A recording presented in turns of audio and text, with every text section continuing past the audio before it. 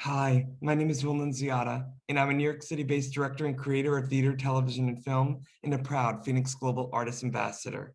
Today, I am thrilled to be speaking with a musician who traverses seamlessly between playing orchestral percussion, to jazz, to R&B, to funk. His name, Jason Curry. For more on Jason, you can read his bio right below this video. But in the meantime, here's a sneak peek at the amazing talent of Jason Curry. The stars could align, and I could be on your mind. Oh, when can I drop you a line? I'll give you all of my time. I just need a sign. 'Cause if you were faithful to me, baby, I could be. Well, hello, Jason. How are you? I'm very well, thanks. Thank you How so are much you? for. I'm good, thank you. And the audience just got to see a little sneak peek of you in action, and I'm so thrilled to be speaking with you today. Happy to be here. Now, Jason, I want to start from the beginning. You are obviously a very accomplished musician, and you began playing professionally at a young age. I want to know where you grew up and when you knew you had a certain knack for, not only in being an instrumentalist or being a part of a band, but is it the drums you first started playing? That's right. Yeah, when I was very young, I was about 12 years old. A traveling drummer slash motivational speaker actually played at our school. He had this incredibly huge drum set made of clear acrylic.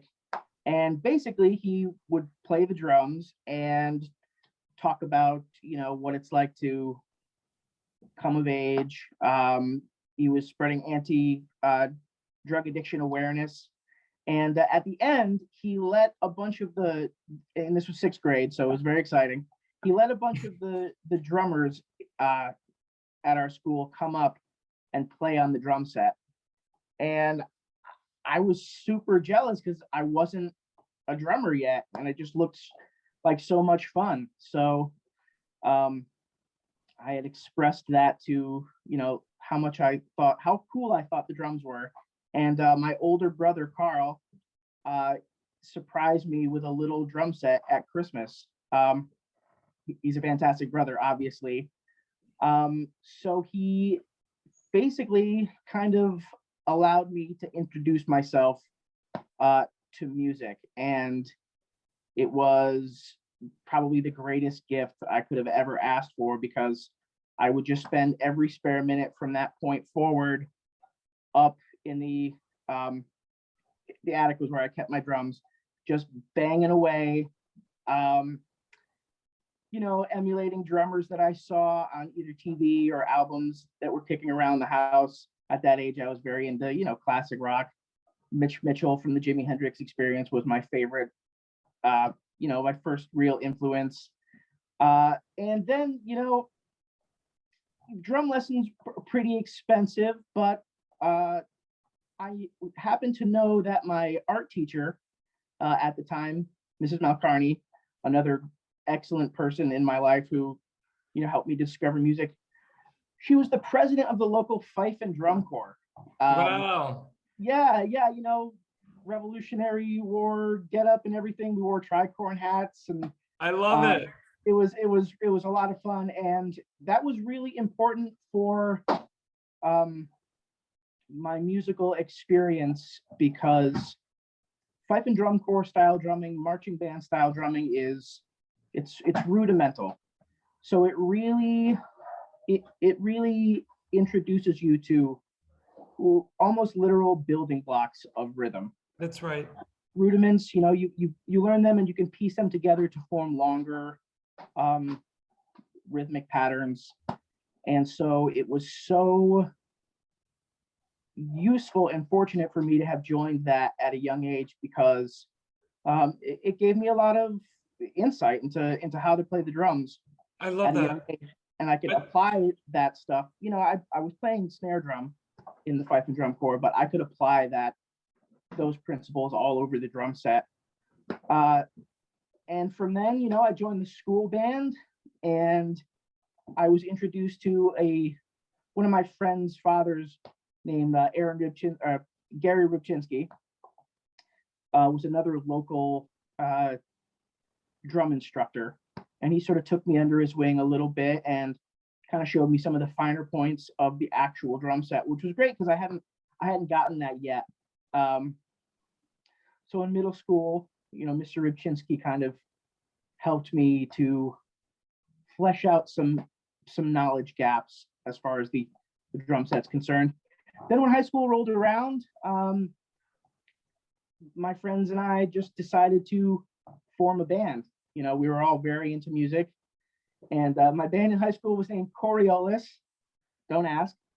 14-year-olds come up with some strange name. And we played, mainly classic rock stuff, and our own homegrown, music. And we played at all the local areas, at the, there were little performance centers where I grew up, and we would play there.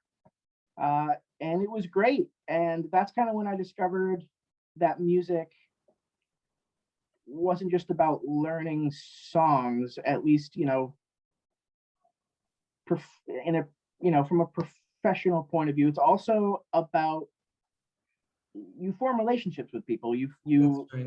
Really, some of the best friends I've ever made have been through music, because you develop a very special connection when you're reading off of somebody and taking cues from somebody else, and you're working together to create something. So, that was a super important time, forming a band at a young age with my friends. It really taught me a lot. Well, Jason, what I find so fascinating and interesting is that here you are as a kid listening to this amazing percussionist, traveling music man, Harold Hill-like dude, spreading the good word about the perils of drugs. And then your brother noticing your knack for it, giving you a set. And then you listening to your heroes, your percussion drummer heroes, learning from them.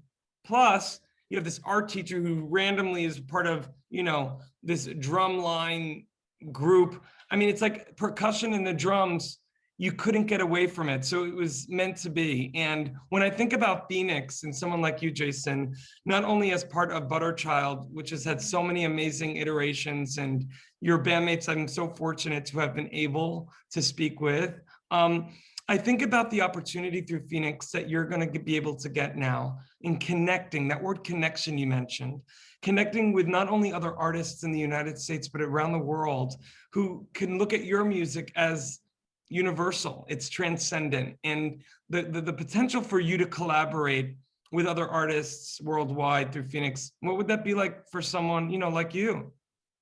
Well, it's incredibly exciting. I think we all have areas of music or things that interest us, and we pursue those, but the idea of sort of the whole world being open, the whole musical world sort of being open to you all of a sudden is incredibly exciting. I think variety is definitely the spice of life, and you just don't know who you could connect with. I don't know. I don't think I could imagine a better way to broaden your musical horizons than something like FENIX.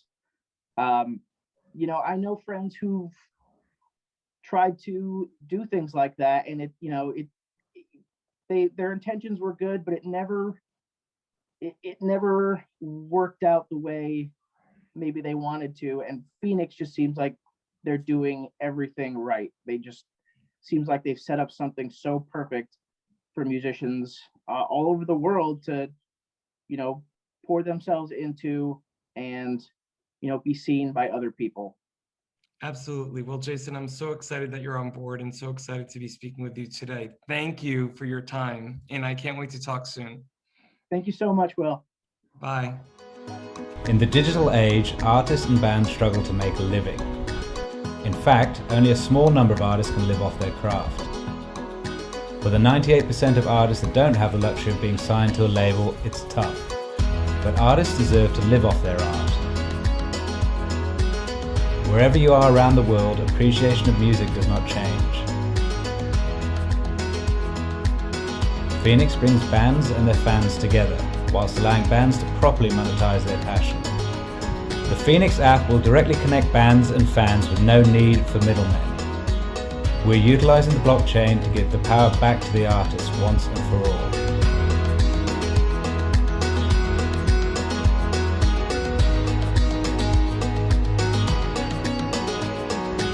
Join FENIX, join the change.